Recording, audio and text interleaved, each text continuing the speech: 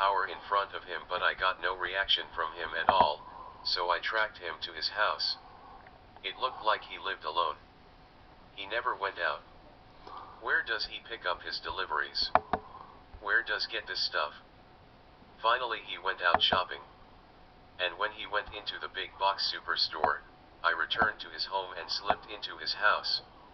I was looking for an address, a phone number, something that would lead me to Ms. Gonzalez, or the Rouge on Rouge Beauty Company and their operation. I was desperate. But there was nothing anywhere. I looked till I spotted what looked like a hope chest at the bottom of a bed in one of the rooms. And I gripped the latch in my hand.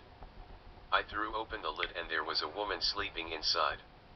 And her eyes popped open, and I swear she sat up and looked straight into my eyes, and then with the flick of her hand she slit my throat.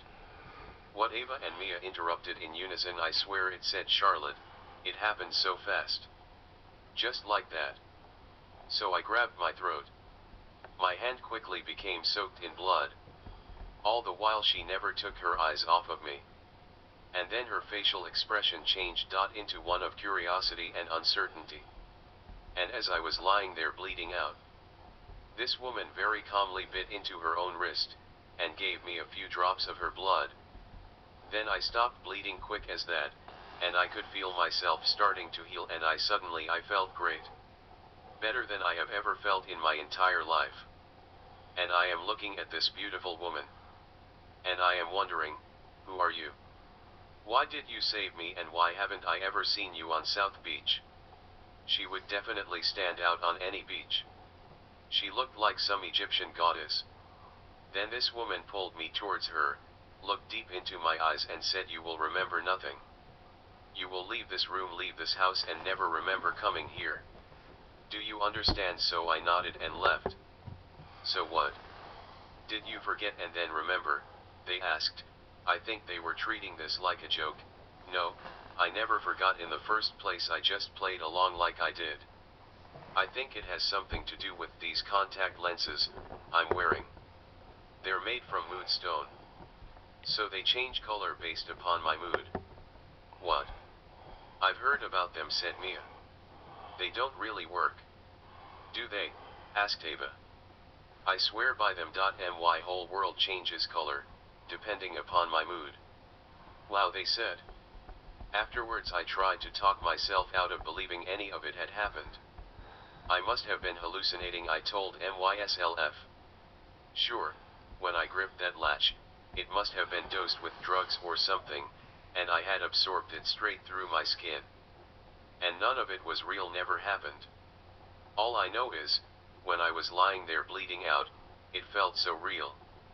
And then as I savored the taste of her blood, it was a full body rush.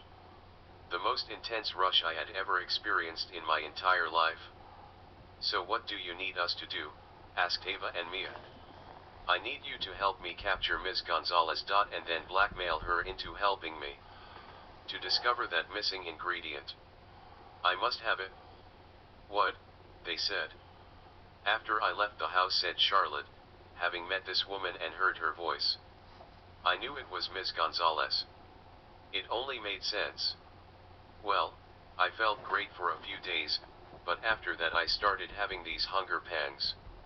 My appetite was out of control. I used way too much facial cream. And now my supply won't last till the next shipment. And now I feel like I have the flu.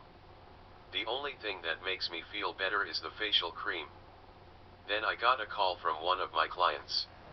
She informed me that she was the new distributor for the Rouge on Rouge Beauty Company, and from now on I was just a client. I couldn't believe it. After that incident at Dracula's house, I was replaced as distributor by Joy Medina, to punish me for something I supposedly didn't even remember as far as they knew, and having to get my supply from Joy now. How insulting. How humiliating. NISW.